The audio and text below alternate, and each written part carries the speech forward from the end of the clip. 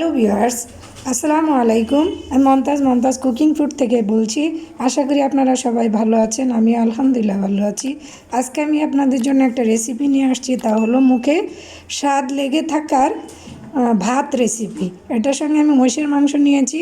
এই মহিষের মাংস আলু দিয়ে, নতুন আলু দিয়ে রান্না করব। চলুন তাহলে কিভাবে আমি রান্নাটা করি।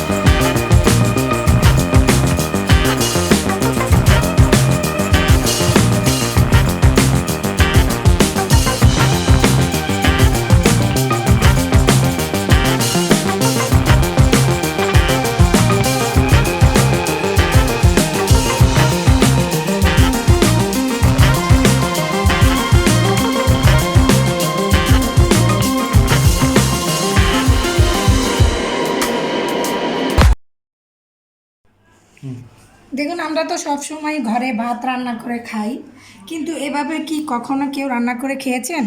আমি কিন্তু অনেক চেষ্টা করেছি যে এই ভাতের চাউলটা দিয়ে এই ভাতটাকে এভাবে রান্না করে আপনাদেরকে দেখিয়ে দিতে। আপনারা অবশ্যই এভাবে অন্ততপক্ষে একবার এই ভাতটাকে এভাবে রান্না করে খেয়ে ট্রাই করে দেখবেন। আমার কাছে কিন্তু খুব মজা লাগে, অসম্ভব মজাদার। আমি ভাতের চাউল দিয়ে রান্না করেছি। দেখুন তাহলে আমি এখন আপনাদেরকে দেখিয়ে দিই। বাজারের চাউল, ভাতের চাউল কিনা একদম, এই যে দেখুন কি সুন্দর হয়েছে। এটার মধ্যে জাস্ট একটু জিরা, বিভিন্ন মশলা দিলেই এটা স্বাদটা যেন দ্বিগুণ বেড়ে যায়। আপনারা এভাবে রান্না করে খেয়ে ট্রাই করে দেখবেন ভাতের চাউল দিয়ে ভাত রান্নার রেসিপিটা। আর মহিষের মাংস আমি এখানে আলু দিয়ে ঝোল করে রান্না করেছি। এই মহিষের মাংসটা আপনারা এভাবে মহিষের মাংসটাকেও আপনারা এভাবে নতুন আলু দিয়ে রান্না করে খেয়ে ট্রাই করে দেখবেন। চলুন তাহলে আমি আপনাদেরকে খেয়ে ট্রাই করে দেখিয়ে দিই। আর ভালো লাগলে আপনারা অবশ্যই লাইক দিবেন, কমেন্ট করবেন, সাবস্ক্রাইব করতে ভুলবেন না। সবাই ভালো থাকেন, সুস্থ থাকেন। ইনশাল্লাহ আবার ফিরে আসবো অন্য কোনো রেসিপি নিয়ে। আল্লাহ হাফেজ, আসসালামু আলাইকুম।